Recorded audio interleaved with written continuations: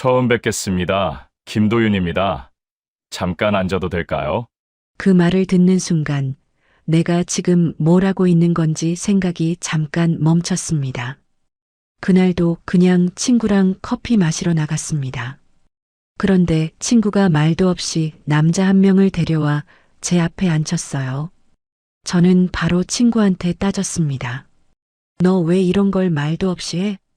친구는 미안하다고 하면서도 한마디를 했습니다. 선영아, 너 이제 좀 편하게 살아야지. 저는 결국 몇 달을 고민하다 친구에게 말했습니다. 그 사람한테 내 번호 줘. 그런데요. 왜 저는 혼인신고를 한 순간부터 제 인생이 편해지는 쪽이 아니라 무너지는 쪽으로 가기 시작했을까요? 오늘 끝까지 들으시면 제가 왜 도장을 찍었는지, 왜 그날부터 악몽이 시작됐는지 알게 되실 거예요. 그리고 어느 지역에서 시청하고 계신지 댓글 한 번씩만 남겨주세요. 여러분의 이야기도 듣고 싶습니다. 그럼 지금부터 제 이야기를 있는 그대로 들려드릴게요. 저는 박선영입니다. 62이에요. 남편을 먼저 보내고 5년을 혼자 지냈습니다. 아이 넷은 다 장가 시집 보냈고요. 밖에서는 늘 괜찮다는 말만 했어요. 자식들한테 걱정 얹고 싶지 않았거든요. 그런데 집에 들어가 문을 닫는 순간부터는 달랐습니다. 어느 날부터는 혼자라는 게 외로운 게 아니라 무서워지더라고요. 그 말은 끝내 아무한테도 하지 않았어요. 남편이 가고 나서 첫 해에는 정신이 없었습니다. 장례 끝나고 아이들이 제 손 잡고 올 때도 저는 눈물이 안 났어요. 그냥 해야 할 일만 하나씩 처리했죠. 둘째가 미안하다고 계속 말했는데 저는 괜찮다고만 했습니다. 진짜 괜찮은 건 아니었지만 그렇게 말하는 게 편했거든요. 2년째부터는 집이 너무 조용해졌습니다. 아침에 일어나면 제일 먼저 하는 게 창문 여는 거였어요. 밖에서 차 소리라도 들어야 사람 사는 곳 같았습니다. 밥은 혼자 먹으니까 간단하게만 했죠. 냉장고에 반찬 몇 가지 만들어두고 며칠씩 먹었어요. 설거지도 한 그릇이면 금방이었습니다. 김치찌개 끓여서 나흘 먹고 된장찌개 끓여서 사흘 먹는 식이었어요. 가끔 생선 한 토막 구워 먹기도 했지만 대부분은 국이랑 반찬으로 때웠습니다. 밥상 차리는 것도 귀찮아서 한 그릇에 다 담아 먹었죠. 식탁에 앉는 게 아니라 거실 소파에 앉아서 텔레비전 보면서 먹었어요. 3년째에는 작은 일을 시작했습니다. 동네 슈퍼에서 주 2일만 나갔어요. 돈이 필요해서라기보다는 집에만 있으니까 답답해서였죠. 사장님이 좋은 분이라 일도 편했고요. 주로 계산대에 앉아서 손님 받는 일이었습니다. 가끔 물건 정리하고 유통기한 확인하는 것도 했고요. 손님들이 들어오면 인사하고 계산해주고 봉투 챙겨주는 게 제 일이었어요. 대부분 동네 사람들이라 얼굴은 익숙했습니다. 가끔 말 붙이는 사람도 있었죠. 날씨 얘기나 물가 얘기 같은 거요. 저는 그냥 맞장구만 쳤어요. 길게 얘기하는 건 별로 안 좋아했거든요. 그래도 슈퍼에 나가는 날은 괜찮았습니다. 사람들 보고 말도 하고 시간도 빨리 갔어요. 점심시간에는 사장님이 김밥 사주거나 라면 끓여주곤 했습니다.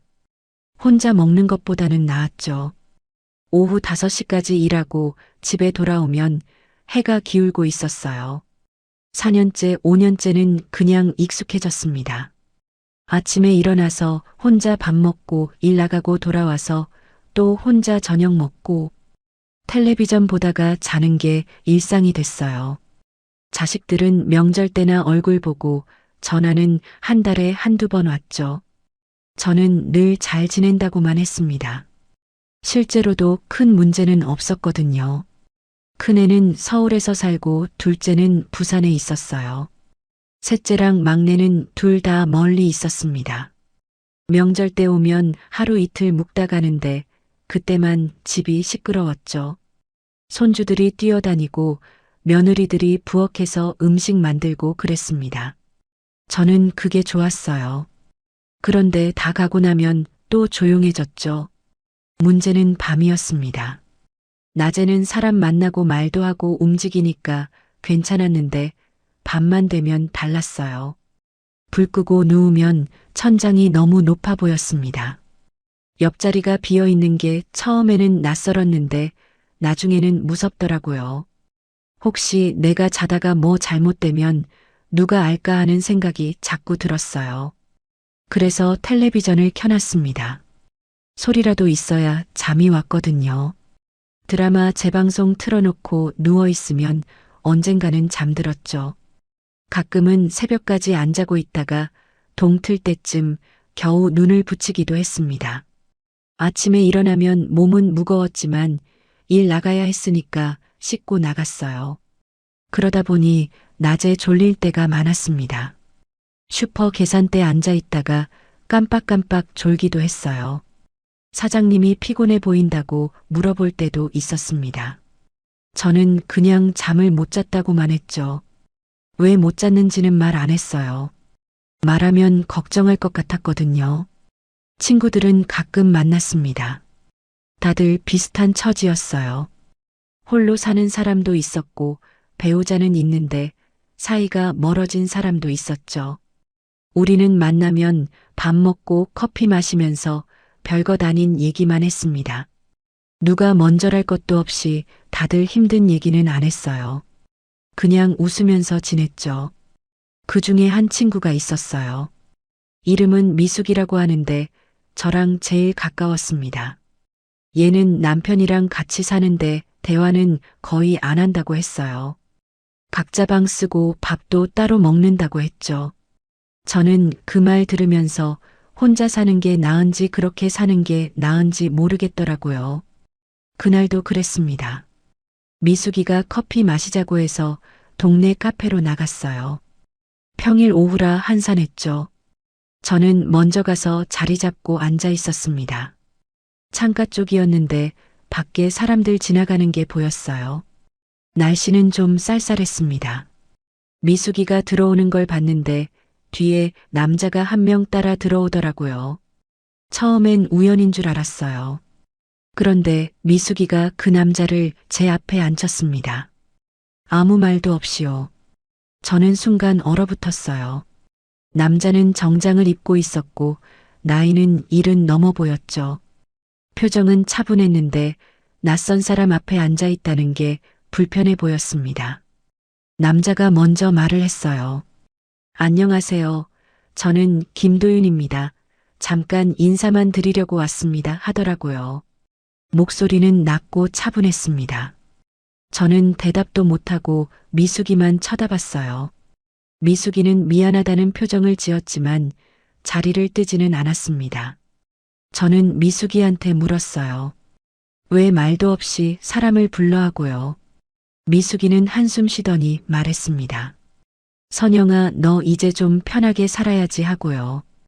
그 말에 저는 화가 났어요. 내가 편하게 안 사나 싶었거든요. 내가 언제 힘들다고 했나 싶기도 했고요. 남자는 그냥 앉아서 커피만 마셨습니다. 미숙이가 남자 얘기를 하는 동안에도 별말 안 했어요. 사별한 지 6년 됐다는 얘기, 아이들은 다 독립했다는 얘기, 집은 혼자 살기엔 크다는 얘기를 미숙이가 대신했죠. 저는 듣는 둥 마는 둥 했습니다. 30분쯤 지났을 때 남자가 일어났어요. 오늘은 이만 가보겠습니다. 불편하게 해드려서 죄송합니다 하더라고요. 저는 고개만 끄덕였습니다. 남자가 나가고 나서 미숙이한테 다시는 이런 거 하지 말라고 했어요. 미숙이는 알았다고 했지만 표정은 아쉬워 보였습니다. 집에 돌아왔을 때는 해가 이미 기울고 있었어요. 현관문 열고 들어가니까 집이 더 조용하게 느껴졌습니다. 불 켜고 가방 내려놓고 부엌으로 갔어요. 냉장고 열어보니까 어제 먹던 반찬이 그대로 있더라고요. 입맛은 없었지만 밥은 먹어야 했으니까 데워 먹었습니다. 저녁 먹고 설거지하고 거실로 나왔어요. 텔레비전 켜고 소파에 앉았는데 집중이 안 됐습니다. 자꾸 오늘 일이 떠올랐어요. 남자 얼굴도 생각났고 미숙이가 한 말도 생각났죠. 너 이제 좀 편하게 살아야지 하던 그 말이 계속 맴돌았습니다. 밤이 되니까 더 심해졌어요. 잠자리에 누웠는데 잠이 안 오더라고요. 천장만 보고 있었습니다. 오늘 카페에서 화가 났던 이유가 뭔지 생각해 봤어요. 미숙이가 말도 없이 사람을 데려온 것 때문인가 싶었는데 그것만은 아니었습니다. 저는 스스로한테 화가 났던 거였어요. 그 남자를 보면서 제가 조금이라도 흔들렸다는 게 싫었던 거죠. 괜찮다고 말해왔는데 사실은 안 괜찮았다는 걸 들킨 것 같아서 부끄러웠습니다. 혼자 사는 게 무섭다는 걸 인정하고 싶지 않았어요. 그런데 그날 밤 저는 알았습니다. 제가 정말 무서워하고 있었다는 걸요. 혼자 늙어가는 게, 혼자 아프게 되는 게, 혼자 죽는 게 무서웠어요. 그 무서움을 누구한테도 말 못하고 혼자 안고 있었던 겁니다. 그렇다면 오늘 그 남자를 만난 건 뭐였을까요? 석 달이 지났습니다. 그동안 미숙이한테 연락은 안 했어요. 화가 풀린 건 아니었지만 계속 피할 수도 없었죠. 그래서 제가 먼저 전화를 했습니다. 미숙이는 반가워하면서도 조심스러워했어요. 커피 마시자고 했을 때 미숙이가 물었죠. 나 혼자 가도 되냐고요. 저는 그러라고 했습니다. 며칠 뒤 같은 카페에서 만났어요. 이번에는 미숙이만 왔습니다. 우리는 주문하고 자리에 앉았어요. 한동안 다른 얘기만 했죠. 날씨 얘기, 동네 얘기, 슈퍼 일 얘기 그런 거요. 미숙이는 저한테 계속 눈치를 보더라고요. 1시간쯤 지났을 때 제가 먼저 물었습니다. 그날 그 사람 어떤 사람이야 하고요. 미숙이 얼굴이 환해졌어요. 기다렸다는 표정이었죠. 미숙이가 말을 시작했습니다. 도윤 씨는 옷 장사로 돈을 많이 벌었다고 했어요. 지금은 은퇴했지만 건물이 몇 개 있어서 임대료로 산다고 했습니다. 아내를 6년 전에 사별했고 자식은 딸 하나인데 결혼해서 따로 산다고 했어요. 성격은 조용하고 말이 적지만 나쁜 사람은 아니라고 했죠. 저는 고개만 끄덕이면서 들었습니다. 미숙이가 덧붙였어요. 선영아, 그 사람 너 찾아보고 있더라 하고요. 제 번호 달라고 했는데 내가 안 줬다고 했습니다. 내가 싫어할까봐 그랬다고 하더라고요. 저는 그냥 웃었어요. 잘했다고 했죠. 집에 돌아와서도 그 얘기가 머릿속에 남았습니다. 도윤이라는 이름도 남았고 옷 장사했다는 것도 남았어요. 건물이 몇 개 있다는 게 좀 신기했죠. 저는 그런 사람을 만나본 적이 없었거든요. 남편도 평범하게 직장 다니다 정년퇴직한 사람이었습니다. 밤에 누워서도 생각이 났어요. 그 사람이 왜 나를 찾아본다고 했을까 싶었습니다. 저는 특별한 사람이 아닌데 말이죠. 평범하게 살다가 남편 먼저 보내고 혼자 사는 62살짜리 여자인데요. 이해가 안 됐어요. 그러다가 문득 이런 생각이 들었습니다. 혹시 나도 그 사람한테 관심이 생긴 건 아닐까 하는 거요. 아니라고 부정하고 싶었어요. 저는 그런 생각하면 안 되는 사람이라고 느꼈거든요. 남편 간지 5년밖에 안 됐는데 다른 남자를 생각한다는 게 죄 같았습니다. 그런데 밤마다 생각은 커졌어요. 자꾸 그 사람 얼굴이 떠올랐습니다. 목소리도 생각났고 손으로 커피잔 잡고 있던 모습도 생각났어요. 저는 제 자신이 이상했습니다. 이렇게까지 생각할 일이 아닌데 싶었거든요. 낮에 슈퍼에서 일할 때도 멍하니 있을 때가 많았어요. 계산대에 앉아서 손님 받다가도 생각에 빠졌죠. 사장님이 선영 씨 괜찮아요? 하고 물어볼 정도였습니다. 저는 그냥 피곤하다고만 했어요. 실제로도 피곤하긴 했습니다. 밤에 잠을 제대로 못 자니까요. 일주일이 지나고 2주일이 지나도 생각은 안 사라졌어요. 오히려 더 선명해졌습니다. 그 사람이 뭘 하고 있을까, 어떻게 지내고 있을까 하는 게 궁금해졌어요.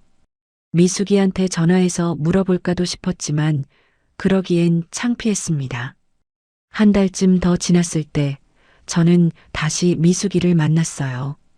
이번에는 제가 먼저 연락했습니다. 미숙이는 또 반가워했어요.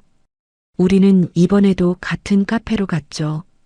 자리 잡고 앉아서 커피 주문하고 나서 저는 미숙이 얼굴을 봤습니다. 미숙이가 먼저 물었어요. 선영아, 무슨 일 있어 하고요. 저는 한참 망설였습니다. 말하기가 창피했거든요. 그런데 안 하면 계속 이럴 것 같았어요. 그래서 천천히 입을 열었습니다. 그 사람 아직도 나 찾아봐 하고 물었어요. 미숙이는 놀란 표정을 지었습니다. 그러더니 웃으면서 말했어요. 당연하지, 너 얘기 계속 하던데 하고요. 저는 고개를 숙였습니다. 부끄러웠어요. 미숙이가 조심스럽게 물었습니다. 선영아, 너 마음 바뀐 거야 하고요. 저는 대답을 못했어요. 바뀐 건지 아닌지도 모르겠었거든요. 그냥 궁금했다고 하고 싶었는데 그 말도 거짓말 같았죠. 미숙이는 제 손을 잡았습니다. 천천히 생각해 보라고 했어요. 그날 밤 저는 잠을 거의 못 잤습니다. 계속 뒤척였어요. 제가 지금 뭘 하는 건지 모르겠었죠.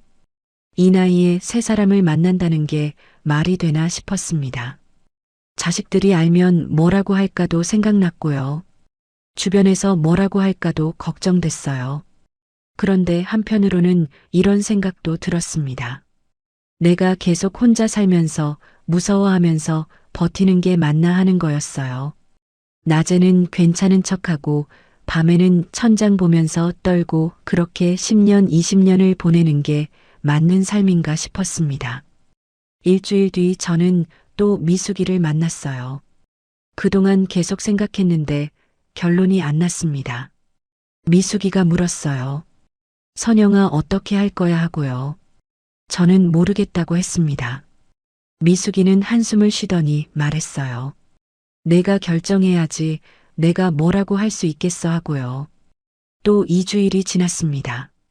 저는 슈퍼일 끝나고 집에 돌아와서 혼자 앉아 있었어요. 텔레비전도 안 켜고 그냥 어둠 속에 앉아 있었습니다. 밖에서는 차 소리가 들렸고 누군가 웃는 소리도 들렸어요. 저는 그 소리를 들으면서 생각했습니다. 내가 뭘 두려워하는 건지요. 새 사람을 만나는 게 두려운 건지, 혼자 늙어가는 게 두려운 건지 알 수가 없었어요. 둘 다 무서웠습니다. 어느 쪽을 선택해도 후회할 것 같았어요. 그런데 문득 이런 생각이 들었습니다. 지금 이 순간에도 시간은 가고 있다는 거요.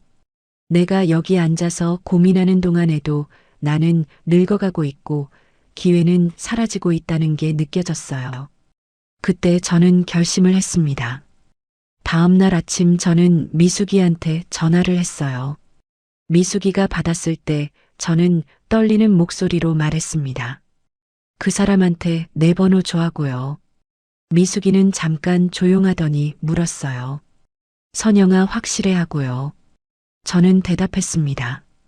응, 확실해 하고요. 사실은 확실하지 않았지만 그렇게 말했죠. 미숙이가 알았다고 했습니다. 내일 연락해 볼게 하고요. 전화 끊고 나서 저는 가슴이 두근거렸어요. 뭘 한 건지 실감이 안 났습니다. 내가 지금 뭐 하는 거지 싶었어요. 그런데 이미 말을 해버렸으니까 되돌릴 수는 없었죠. 이틀 뒤 낮에 모르는 번호로 전화가 왔습니다. 저는 전화기를 보면서 한참 망설였어요. 받을까 말까 고민했습니다. 손이 떨렸어요. 그런데 계속 울리니까 받아야 할 것 같았죠. 전화를 받았을 때 낮은 목소리가 들렸습니다.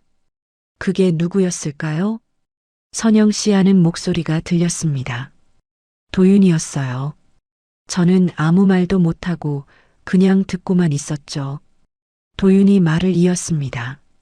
불편하게 해드려서 죄송합니다. 번호 받았는데 연락드려도 되나 싶어서 며칠 고민했습니다 하더라고요. 저는 괜찮다고 했어요. 목소리가 떨리는 게 느껴졌지만 어쩔 수 없었습니다. 도윤은 조심스럽게 물었죠. 시간 괜찮으시면 차 한잔 하실 수 있을까요? 하고요. 저는 언제냐고 물었어요. 도윤이 대답했습니다. 선영 씨 편하신 날로 정하시면 됩니다 하고요. 사흘 뒤 우리는 만났습니다. 이번에는 미숙이 없이 둘이서만요. 같은 카페였는데 저는 일찍 나가서 기다렸어요. 도윤은 정확하게 약속 시간에 왔습니다. 여전히 정장 차림이었고 걸음걸이가 반듯했죠. 제 앞에 앉으면서 인사를 했습니다. 오늘 나와주셔서 감사합니다 하더라고요. 저는 고개만 끄덕였어요. 도윤이 커피를 주문하러 가면서 뭐 드실지 물었습니다. 저는 아메리카노라고 했죠. 도윤은 금방 주문하고 돌아와 앉았습니다. 처음에는 어색했어요. 둘 다 말이 없었습니다. 커피가 나오고 나서야 도윤이 입을 열었죠. 지난번에 깜짝 놀라셨죠? 미숙 씨가 미리 말씀 안 드렸다고 들었습니다 하더라고요. 저는 괜찮다고 했어요. 이미 지난 일이니까요. 도윤이 자기 얘기를 시작했습니다. 옷 도매 일을 30년 넘게 했다고 했어요.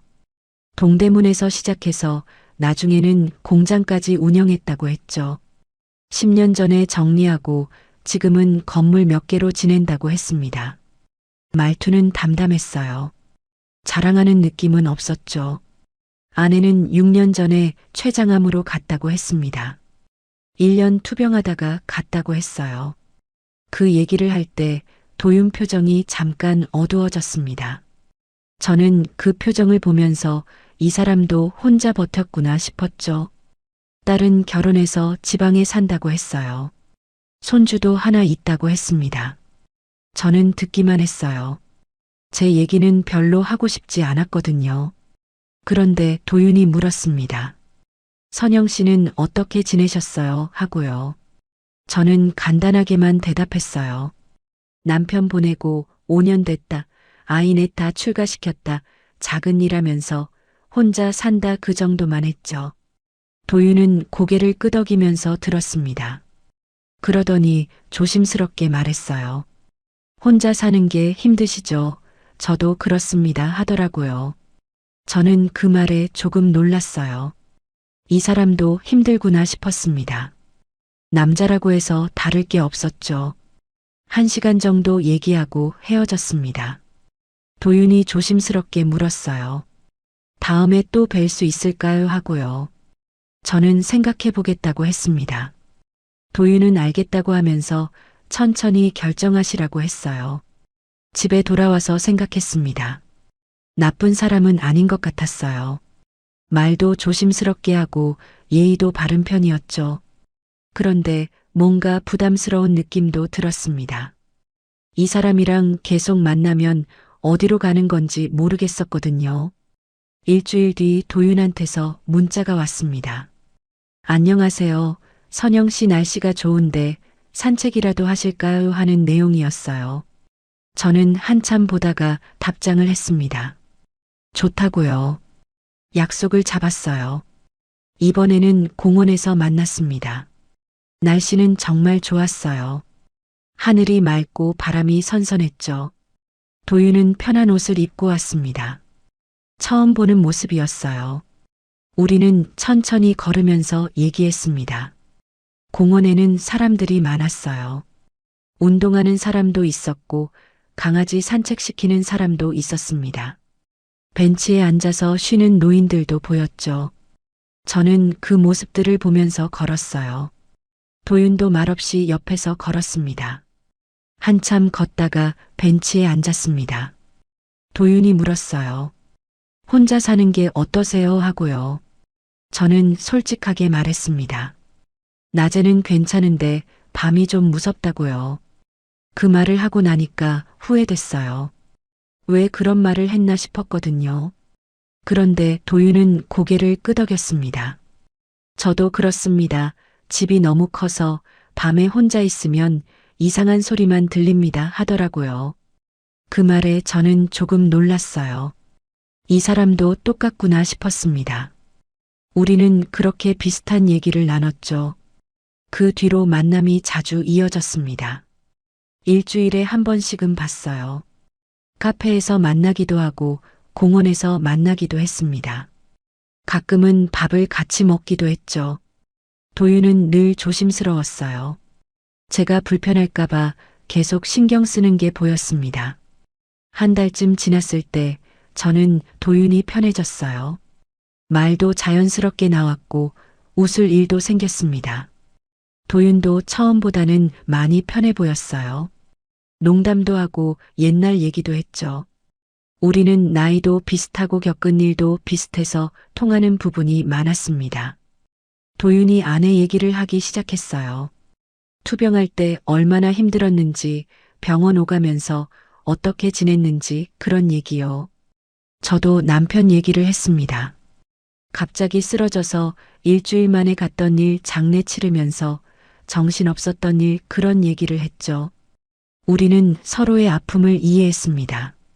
말 안 해도 알 것 같았어요. 같은 길을 걸어온 사람들이니까요. 그게 위로가 됐습니다. 도윤이랑 있으면 제가 혼자가 아니라는 느낌이 들었어요. 또 한 달이 지났습니다. 어느 날 저녁 도윤이 식당에 가자고 했어요. 조금 좋은 곳이었습니다. 저는 옷을 골라 입고 나갔죠. 도윤은 이미 와서 기다리고 있었어요. 자리에 앉아서 주문을 하고 음식을 기다렸습니다. 밥을 먹는 동안 도윤이 말을 많이 했어요. 평소보다 많았습니다. 딸 얘기도 하고 일 얘기도 하고 앞으로 뭘 하고 싶은지도 얘기했어요. 저는 듣다가 물었습니다. 왜 오늘은 말이 많으세요 하고요. 도윤은 웃으면서 대답했어요. 할 말이 있어서 그렇습니다 하더라고요. 식사가 끝나고 커피를 마실 때 도윤이 입을 열었습니다. 선영 씨 제 말 들어주시겠습니까 하고요. 저는 말하라고 했어요. 도윤은 잠깐 망설이더니 말했습니다. 저는 선영 씨랑 같이 살고 싶습니다. 혼자 사는 게 이제 힘듭니다. 제가 책임지고 모시겠습니다 하더라고요. 저는 얼어붙었어요. 그런 말이 나올 줄은 몰랐습니다. 도윤은 제 반응을 보면서 기다렸죠. 저는 한참 있다가 대답했습니다. 아직은 잘 모르겠어요 하고요. 도윤은 실망한 표정을 지었지만 이해한다고 했어요. 천천히 생각하시라고 했습니다. 그날 우리는 그렇게 헤어졌죠. 집에 돌아와서 잠을 못 잤습니다. 같이 살자는 말이 계속 맴돌았어요. 저는 그럴 준비가 안 돼 있었습니다. 도윤이 좋긴 한데 같이 산다는 건 다른 문제였거든요. 한 집에서 산다는 게 어떤 건지 상상이 안 됐어요. 며칠이 지났습니다. 도윤한테서 연락이 없었어요. 저는 혼자 생각했습니다. 같이 살면 뭐가 달라질까, 혼자 있는 것보다 나을까 그런 걸 생각했죠. 답은 안 나왔습니다. 일주일 뒤 도윤한테서 전화가 왔습니다. 제 대답을 재촉하는 건 아니었어요. 그냥 안부 묻는 전화였죠. 저는 괜찮다고 했습니다. 도윤이 말했어요. 선영 씨 시간 정해서 결정합시다. 너무 오래 기다리게 하지는 말아주세요 하더라고요. 그 말에 저는 알았다고 했습니다. 2달 뒤에 대답하겠다고 했어요. 도윤은 알겠다고 했습니다. 그렇게 우리는 다시 만남을 이어갔죠. 그런데 그 2달이 제 인생을 어디로 데려갈지 저는 그때 전혀 몰랐습니다. 2달이 지났습니다. 그동안 도윤이랑 계속 만났어요. 만날 때마다 조금씩 마음이 기울었습니다. 혼자 집에 돌아가는 게 점점 더 싫어졌어요. 도윤이랑 있을 때가 편했죠.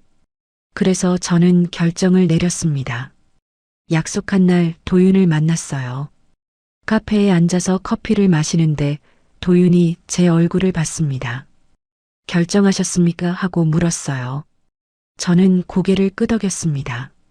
그럼 같이 살아요 하고 말했죠. 도윤은 기뻐하는 표정을 지었습니다. 감사합니다. 선영 씨 후회 안 하시게 하겠습니다. 하더라고요. 저는 웃으면서 고개를 끄덕였어요. 그런데 도윤이 바로 말을 이었습니다. 선영 씨 그런데 제 생각이 하나 있습니다. 하더라고요. 저는 뭐냐고 물었습니다. 도윤이 조심스럽게 말했어요. 동거는 안 됩니다. 혼인신고를 합시다 하더라고요.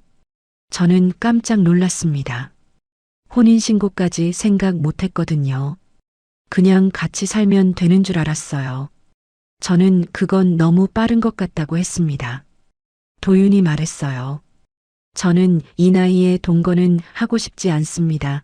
제대로 하고 싶습니다. 하더라고요. 저는 당황스러웠어요.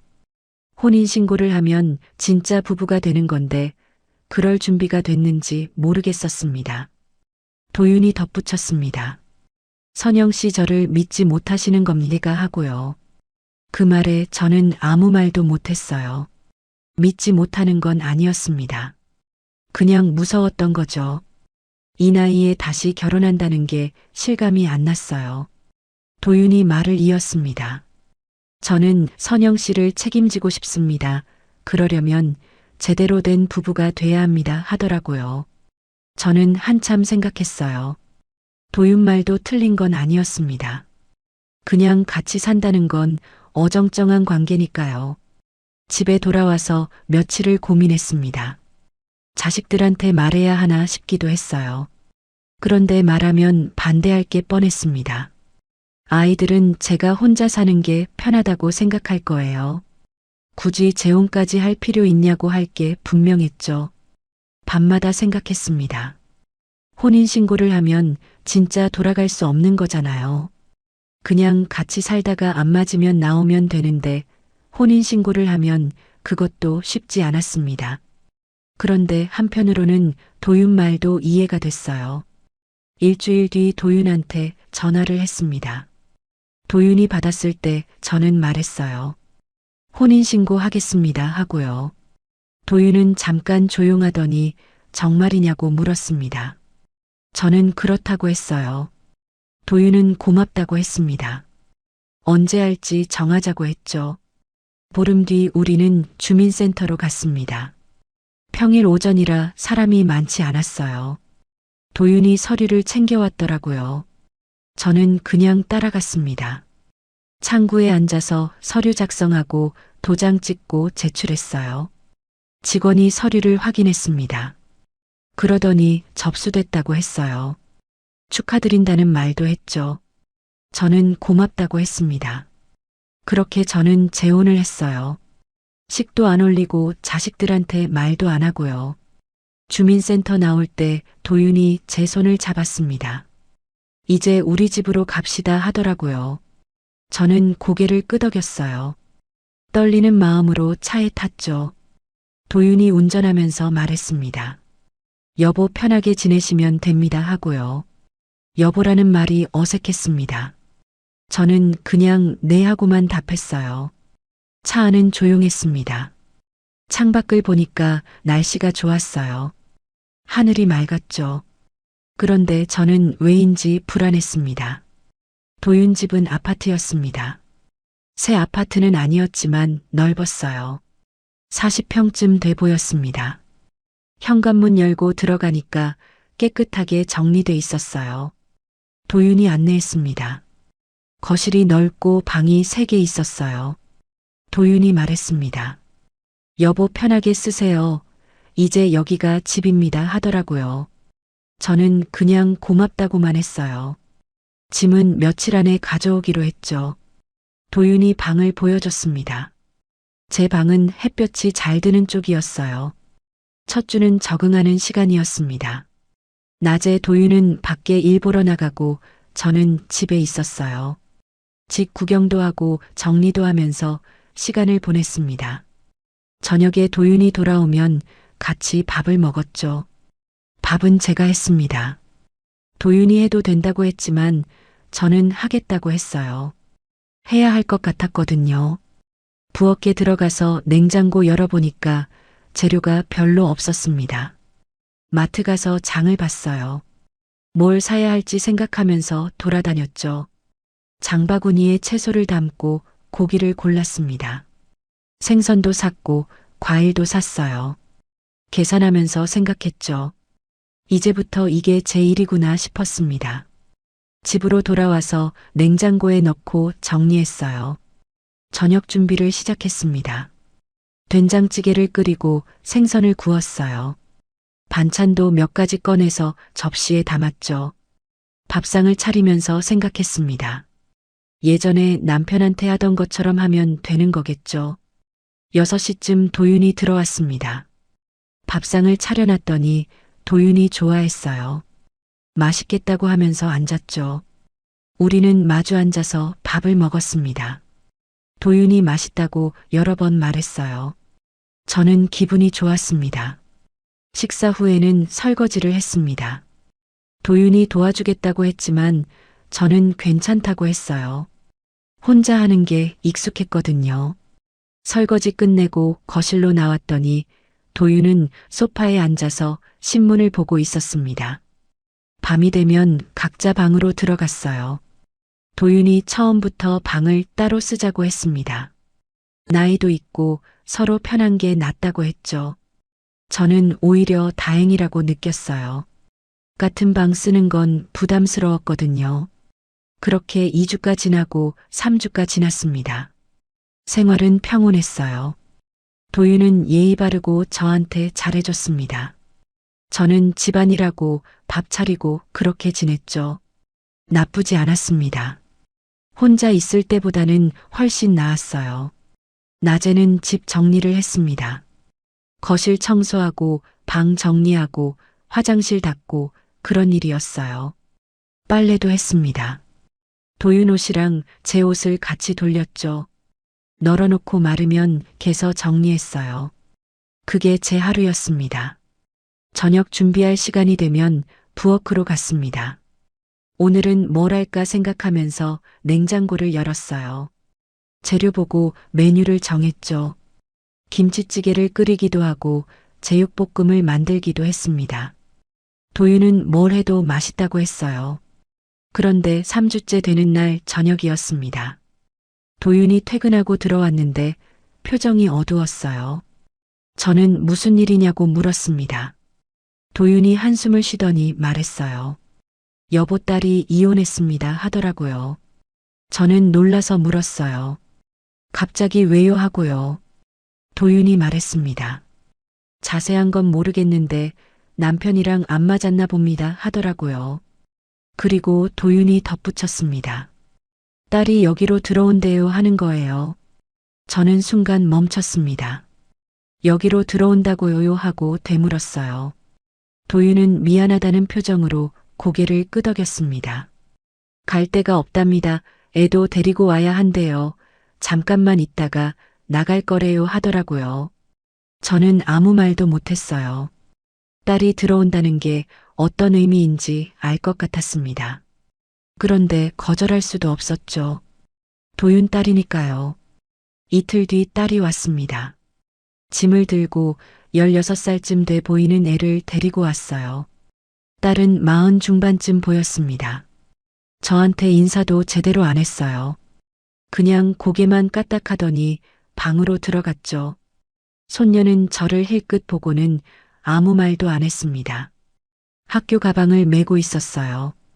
방으로 들어가더니 문을 닫았죠. 저는 거실에 서 있었습니다. 도윤은 딸 방으로 들어가서 얘기하고 있었어요. 저는 그날 밤 잠을 못 잤습니다. 이 집에 제자리가 있는지 없는지 모르겠더라고요. 혼인신고는 했지만 저는 여기 식구가 아닌 것 같았어요. 그리고 그때 저는 알았습니다. 제가 들어온 곳이 어디인지를요. 딸이 들어온 지 한 달쯤 지났을 때였습니다. 처음에는 조용했어요. 딸은 방에만 있었고 손녀는 학교 갔다 오면 바로 방으로 들어갔죠. 저는 그냥 평소처럼 집안일하고 밥 차리고 그랬습니다. 도윤도 별말 없었어요. 그런데 어느 날부터 딸이 말을 하기 시작했습니다. 아침에 일어나서 거실로 나오더니 밥 있냐고 물었어요. 저는 있다고 했죠. 딸은 차려달라고 했습니다. 저는 그냥 차려줬어요. 딸은 먹고 나서 그릇도 안 치우고 방으로 들어갔습니다. 다음 날도 똑같았습니다. 밥 달라고 하고 먹고 나서 그릇 놔두고 들어갔어요. 저는 설거지를 했죠. 도윤한테 말하려다 그만뒀습니다. 별것 아닌 것 같았거든요. 그냥 밥 한 끼 더 차리는 거니까요. 일주일쯤 지나니까 요구가 더 늘었습니다. 빨래를 해달라고 했어요. 손녀 교복이랑 체육복이랑 다 모아서 세탁기 앞에 놔뒀더라고요. 저는 그것도 그냥 했습니다. 어차피 빨래는 하는 거니까 조금 더 돌리면 되는 거였죠. 그런데 2주쯤 됐을 때는 심부름까지 시켰습니다. 마트 가서 뭐 좀 사오라고 했어요. 딸이 메모지에 적어서 줬습니다. 과자며 음료수며 생리대며 여러 가지였어요. 저는 나가서 사왔죠. 딸은 고맙다는 말도 없었습니다. 한 달이 더 지났습니다. 이제는 차까지 요구했어요. 손녀 학원 데려다 달라고 했습니다. 저는 면허는 있었지만 운전을 오래 안 해서 무서웠어요. 그런데 딸이 계속 부탁한다고 하니까 거절을 못 하겠더라고요. 저는 도윤차를 몰고 손녀를 태웠습니다. 학원까지 15분쯤 걸렸어요. 손녀는 차 안에서 핸드폰만 봤습니다. 인사도 안 했어요. 학원 앞에 내려주니까 그냥 내려서 가버렸죠. 고맙다는 말도 없었습니다. 그날 저녁 저는 도윤한테 말했습니다. 왜 제가 다 해야 해요 하고요. 도윤은 밥 먹다 말고 저를 봤어요. 표정이 굳어 있었습니다. 저는 계속 말했어요. 밥도 빨래도 심부름도 차까지 다 제가 하잖아요 하고요. 도윤이 젓가락을 내려놨습니다. 그러더니 말했어요. 딸은 딸이야 하더라고요. 저는 그 말에 할 말이 없었습니다. 도윤이 또 말했어요. 지금 힘든 시기니까 좀 도와줘 하고요. 저는 제가 식모냐고 물었습니다. 도윤 목소리가 높아졌습니다. 너 지금 뭐라고 한 거야 하더라고요. 저는 순간 얼어붙었어요. 도윤이 처음으로 화를 낸 거였습니다. 그리고 호칭이 바뀐 게 느껴졌죠. 여보가 아니라 너라고 한 거예요. 저는 아무 말도 못했습니다. 도윤은 밥을 다 먹고 일어나서 방으로 들어가 버렸어요. 저는 혼자 앉아 있었습니다. 밥상을 치우면서 생각했죠. 내가 뭔가 잘못 말한 건가 싶었습니다. 그 뒤로 도윤 태도가 달라졌습니다. 전처럼 다정하지 않았어요. 말도 짧게 했고 저를 잘 안 쳐다봤습니다. 저는 조심스러워졌어요. 도윤 눈치를 보게 됐죠. 딸한테도 더 잘해줘야 할 것 같았습니다. 3개월쯤 지났을 때는 완전히 바뀌어 있었습니다. 저는 아침 6시에 일어나서 밥을 했어요. 딸이랑 손녀 밥 차려놓고 도윤 출근 준비 챙기고 그랬습니다. 설거지하고 빨래하고 청소하고 장보고 그런 일을 했죠. 오후에는 손녀 학원 픽업이 있었습니다. 2시에 한 번, 4시에 한 번, 6시에 한 번 데려다 줬어요. 학원이 3곳이었습니다. 저는 차 타고 동네를 계속 돌아다녔죠. 손녀는 한 번도 고맙다는 말을 안 했습니다. 저녁에는 밥을 차렸습니다. 4명 밥을 차리는 게 생각보다 일이 많았어요. 반찬도 여러 가지 해야 했고 국도 끓여야 했습니다. 손녀가 편식을 해서 따로 메뉴를 챙겨야 할 때도 있었어요. 밥 먹고 나면 설거지를 했습니다. 그릇이 많았어요. 냄비며 프라이팬이며 다 씻어야 했죠. 손이 거칠어졌습니다. 부엌에서 나오면 9시쯤 됐어요. 그때쯤 되면 온몸이 아팠습니다. 딸은 거의 움직이지 않았습니다. 하루 종일 방에 있었어요. 가끔 나와서 거실 소파에 누워 텔레비전 보고 다시 들어가고 그랬습니다. 손녀 밥은 제가 챙기고 학원도 제가 데려다 주고 다 제가 했어요. 4개월째가 됐을 때 저는 알았습니다. 제가 이 집에서 뭔지를요. 아내가 아니었어요. 며느리도 아니었습니다. 그냥 쓰는 사람이었어요. 밥 해주고 빨래해주고 청소해주고 차 태워주는 사람이었죠. 밤에 방에 들어가면 울었습니다. 소리 안 나게 울었어요. 베개에 얼굴을 묻고 울었습니다. 왜 이렇게 됐는지 모르겠었어요. 도윤이랑 같이 살면 편할 줄 알았는데 혼자 살 때보다 더 힘들었습니다. 어느 날 저는 결심을 했습니다. 이혼하기로요. 이렇게는 못 살겠더라고요. 자존심이 상했습니다. 제가 누군가의 하인처럼 사는 게 견딜 수 없었어요. 그래서 알아보기 시작했습니다. 상담을 받으러 갔습니다. 변호사 사무실에 갔어요. 변호사가 물었습니다. 어떤 경우냐고요? 저는 설명했어요. 재혼한 지 얼마 안 됐는데 남편 딸이 들어와서 저를 식모처럼 부린다고 했죠. 변호사는 고개를 끄덕였습니다. 절차를 알려줬습니다. 협의 이혼이 제일 빠르다고 했어요. 합의만 되면 한 달 안에 끝난다고 했죠. 합의가 안 되면 조정으로 가고 그것도 안 되면 재판까지 간다고 했습니다. 저는 다 메모했어요. 집에 돌아와서 기록을 시작했습니다. 매일 뭘 했는지 적었어요. 아침 몇 시에 일어나서 밥 차렸고, 누구 빨래했고, 몇 시에 학원 데려다 줬고, 저녁 몇 시에 차렸고 다 적었습니다.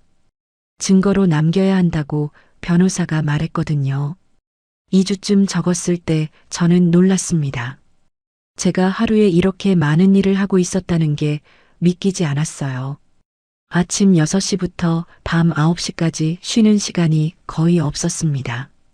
점심 먹을 때 30분 앉아 있는 게 전부였어요. 한 달쯤 기록을 모았을 때 저는 도윤한테 말하기로 했습니다. 그런데 그 전에 실험을 해보기로 했어요. 제가 일을 안 하면 어떻게 되는지 보고 싶었습니다. 그래서 어느 날부터 멈췄어요. 아침밥을 안 차렸습니다. 일어나서 제 방에 있었어요. 딸이 부엌으로 나왔다가 돌아갔습니다. 한참 있다가 도윤이 문 두드리더니 물었어요. 밥 안 해 하고요. 저는 몸이 안 좋다고 했습니다. 도윤은 아무 말 없이 갔어요. 점심도 안 했습니다. 빨래도 안 돌렸어요. 청소도 안 했죠. 그냥 방에 누워 있었습니다. 손녀 학원 시간이 됐는데 저는 안 나갔어요. 딸이 방문을 두드렸습니다. 학원 안 데려다 주냐고 물었어요. 저는 오늘은 못한다고 했습니다. 딸 목소리가 높아졌습니다. 그럼 누가 데려다 줘 하더라고요. 저는 대답 안 했어요. 딸은 욕하면서 갔습니다. 나중에 보니까 딸이 직접 데려다 준 것 같았어요. 도윤차가 없었거든요. 저녁도 안 차렸습니다. 6시가 지나고 7시가 됐는데 저는 방에서 안 나갔어요. 도윤이 들어왔습니다. 화난 얼굴이었어요. 도대체 왜 이러는 거야 하고 물었습니다. 저는 일어나 앉았어요. 그리고 도윤 눈을 똑바로 봤습니다. 저는 말했어요.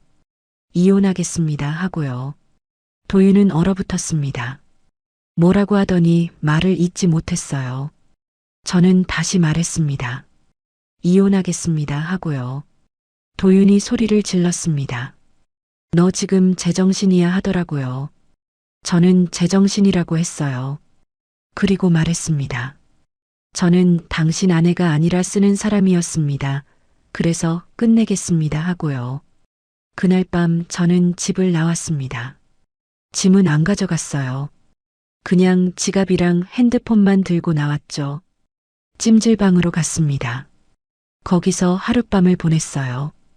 다음날 변호사한테 전화를 했습니다. 이혼 절차를 시작하겠다고 했어요. 변호사가 알았다고 했습니다. 서류를 준비하라고 했죠. 그렇게 저는 끝내기로 했습니다. 이혼 절차가 시작됐습니다. 변호사가 협의 이혼 신청서를 보냈어요. 도윤한테요. 도윤은 전화를 했습니다. 제 핸드폰으로요. 저는 받지 않았어요. 도윤이 문자를 보냈습니다. 얘기 좀 하자고 했죠. 저는 답장 안 했습니다. 일주일 뒤 변호사한테 연락이 왔습니다. 도윤이 협의를 거부했다고 했어요. 이혼 사유가 없다고 주장한다고 했습니다. 그럼 어떻게 되냐고 물었어요. 변호사가 말했습니다. 조정으로 가야 한다고요. 조정 날짜가 잡혔습니다. 한 달 뒤였어요. 그동안 저는 미숙이네 집에 얹혀 살았습니다. 미숙이가 와서 지내라고 했거든요. 저는 미안했지만 갈 데가 없어서 그렇게 했어요. 미숙이는 괜찮다고 했습니다. 조정 날짜가 됐습니다. 법원으로 갔어요. 도윤도 와 있었습니다. 딸도 같이 왔더라고요. 저는 혼자였어요. 변호사만 옆에 있었습니다. 우리는 조정실로 들어갔죠. 조정위원이 양쪽 얘기를 들었습니다. 제가 먼저 말했어요.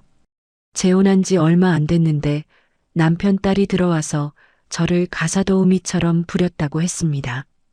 아침부터 밤까지 밥 빨래 청소 학원 픽업 다 제가 했다고 했어요. 도윤이 말했습니다. 그건 가족이니까 당연한 거다. 딸이 힘든 시기라 도와준 것뿐이다 하더라고요. 저는 웃음이 나왔어요. 당연한 거라고 하는 게 말이 되나 싶었습니다. 조정위원이 물었어요. 딸분은 왜 직접 안 하셨습니까 하고요. 딸이 대답했습니다. 저도 힘들었어요. 이혼하고 애 키우느라 정신없었습니다 하더라고요. 조정위원이 또 물었어요. 그래도 밥은 본인이 해드릴 수 있지 않습니까 하고요. 딸은 대답을 못했습니다. 조정위원이 도윤한테 물었습니다. 부인께서 이렇게 힘들어 하시는데 왜 모르셨습니까 하고요. 도윤이 말했어요. 저는 몰랐습니다. 말을 안 해서 괜찮은 줄 알았습니다 하더라고요. 저는 어이가 없었어요. 조정위원이 말했습니다. 양쪽 주장이 평행선이네요. 합의가 어려워 보입니다 하고요. 그럼 재판으로 가야 한다고 했습니다. 저는 알겠다고 했어요. 도윤은 잠깐만 기다려 달라고 했죠. 밖으로 나왔을 때 도윤이 저를 불렀습니다. 선영아 하더라고요. 저는 돌아봤어요. 도윤이 다가왔습니다. 그러더니 말했어요. 그냥 돌아와 딸은 곧 나갈 거야 하더라고요. 저는 고개를 저었습니다. 그리고 말했어요. 저는 당신 집 식모가 아닙니다 하고요. 도윤이 말했습니다. 내가 참으면 되잖아. 딸 힘든 거 좀 도와주면 안 돼 하더라고요. 저는 더 이상 말하고 싶지 않았습니다. 돌아서서 걸어갔어요. 도윤이 뒤에서 뭐라고 소리쳤는데 듣지 않았습니다. 변호사가 따라왔어요. 재판 준비를 해야 한다고 했죠.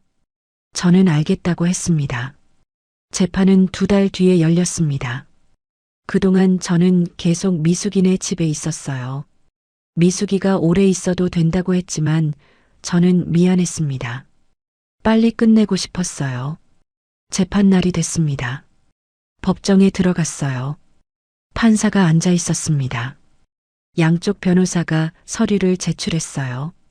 제 변호사가 제가 작성한 기록을 제출했습니다. 한 달 동안 매일 적은 거요. 판사가 그 기록을 봤습니다. 한참 보더니 도윤한테 물었어요. 원고가 이렇게 많은 일을 했다는 걸 알고 계셨습니까 하고요. 도윤은 대답을 못했습니다. 판사가 또 물었어요.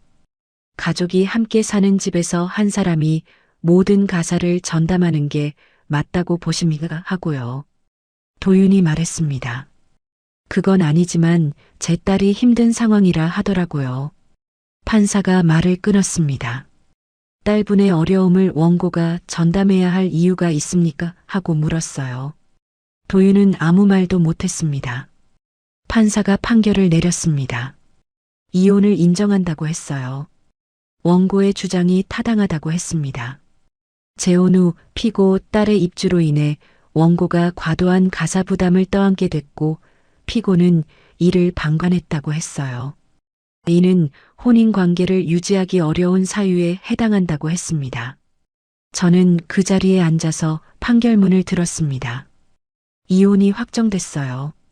도윤은 고개를 숙이고 있었습니다. 딸은 화난 표정으로 저를 쳐다봤어요. 저는 아무 감정도 없었습니다. 법정을 나왔습니다. 변호사가 축하한다고 했어요. 저는 고맙다고 했습니다. 그런데 실감이 안 났어요. 이제 뭘 해야 하는지 몰랐습니다.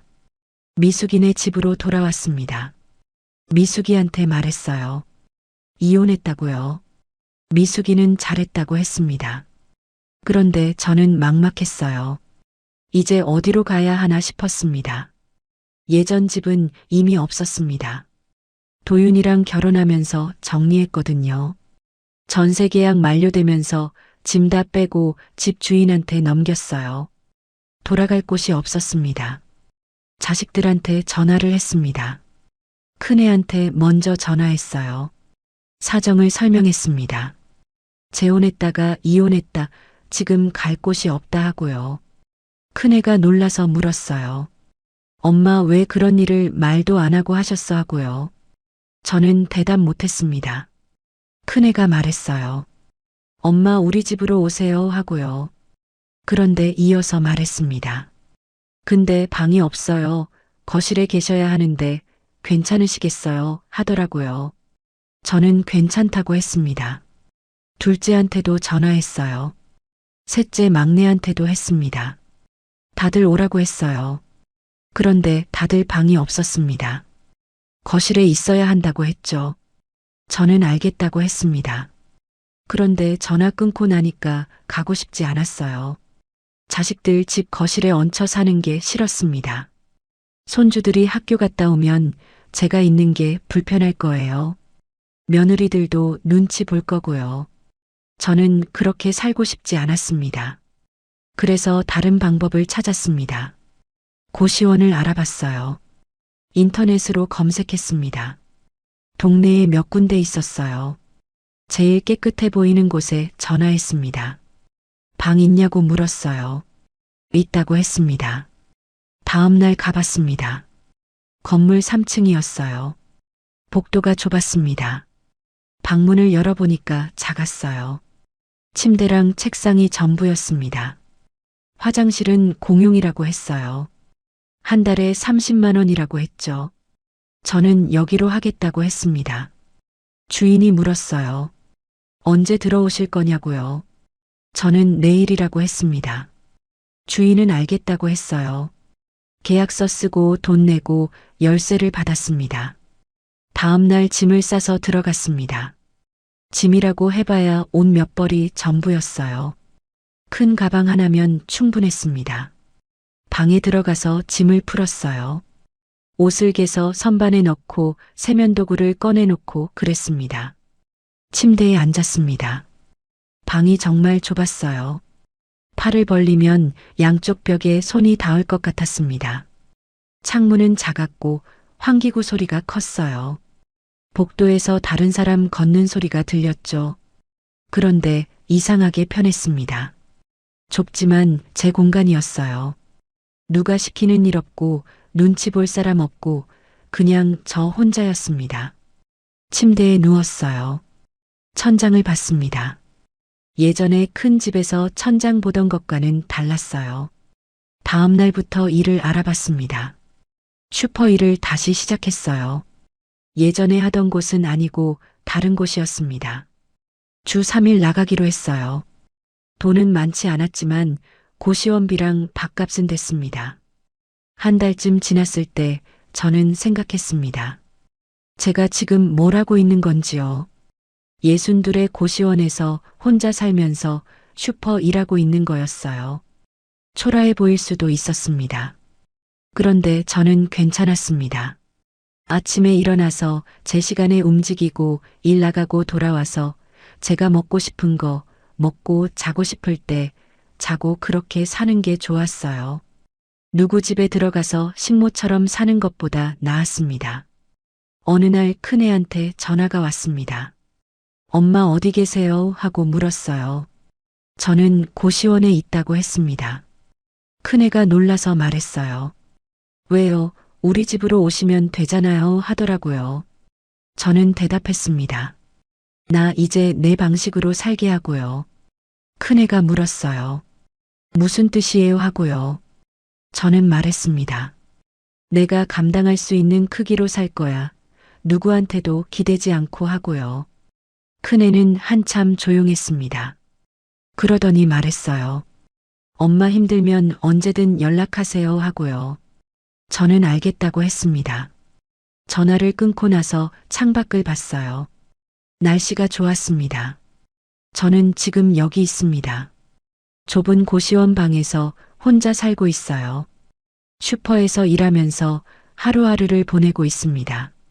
누가 보면 실패한 인생처럼 보일 수도 있겠죠. 그런데 저는 알아요. 제가 무너진 게 아니라는 걸요. 다시 시작하는 거라는 걸요.